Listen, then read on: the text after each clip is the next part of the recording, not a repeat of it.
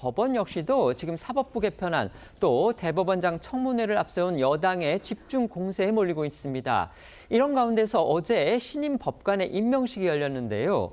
이 자리에서 조희대 대법원장 상당히 의미심장해 보이는 연설을 해서 또 관심을 모았습니다. 네, 어제 신임 법관 임명식은 법조 경력 5년 이상의 법조인 153명을 판사로 임명하는 자리였습니다.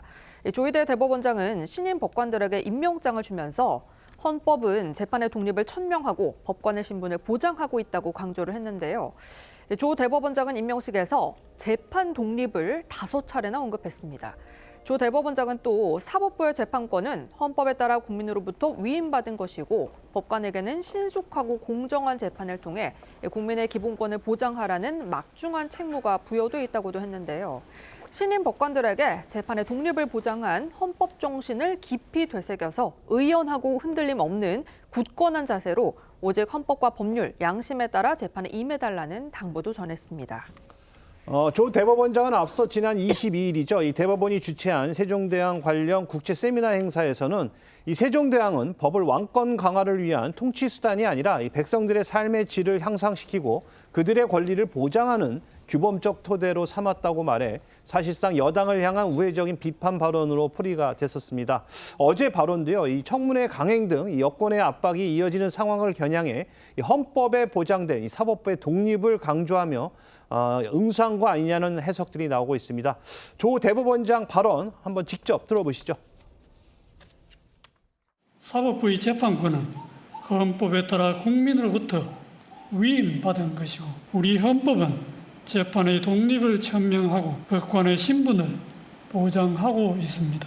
이는 오직 독립된 재판을 통해서만 사법부에 주어진 헌법적 사명을 온전히 수행하고 국민의 기본권을 충실히 보장할 수 있다는 굳은 믿음과 역사적 경험에 기초한 것입니다. 법관의 길은 결코 쉽지 않습니다. 또 때로는 감당하기 어려운 고난과 시련이 닥쳐올 수도 있겠지만 그 길은 동시에 세상의 그 무엇과도 바꿀 수 없는 숭고하고 가치 있는 길이기도 합니다.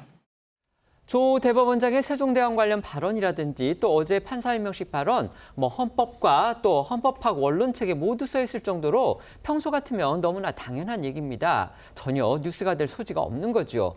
하지만 지금은 사법부를 향한 여권의 공세가 워낙 거센 탓에 그런 원론적이고 또 원칙적인 발언까지 이렇게 정치적인 해석을 부르고 있는 건데요.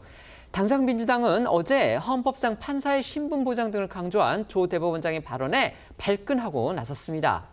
그렇게 당당하면 청문회에 나오면 되지 않느냐? 지금 이런 식입니다. 네, 민주당 박상혁 의원은요, 조 대법원장 발언이 일종의 복선 같다고 지적을 했습니다. 그러니까 이 여권의 공세에 대한 그런 반발이 담겼다는 그런 취지입니다. 박 의원은 신임 법관들에게 재판의 독립성을 이야기하기 전에 본인부터 올바른 처신을 해왔는지 돌아보라 이렇게 쏘아붙였고요. 이런 이야기를 하는 걸로 봐서는 이 청문회에 나올 가능성도 있지 않겠느냐라고 꼬집기도 했습니다. 법사위 여당 간사인 김용민 의원은 조 대법원장이 청문회에 안 나온다면 불출석에 대한 이 고발 조치도 할 수 있고 또 대법원에 현장 검증을 가는 것까지도 고민할 수 있다고 이 공세의 수위를 높이고 있습니다. 관련 목소리 들어보시겠습니다.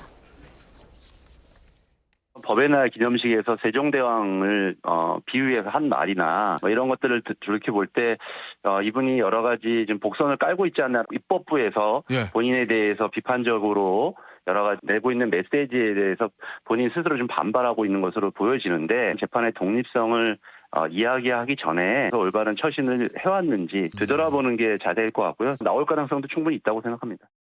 근데 만약에 안 나온다라고 하면 저희가 다시 증인을 신청하는 방법들이 있고요. 한편으로는 불출석에 대한 고발 조치도 할 수 있습니다. 대법원에 현장 검증 가는 것까지도 고민하고 있습니다. 국회가 현장 검증을 갈 수 있거든요. 국회가 법원의 사무에 대한 감독권이 있습니다.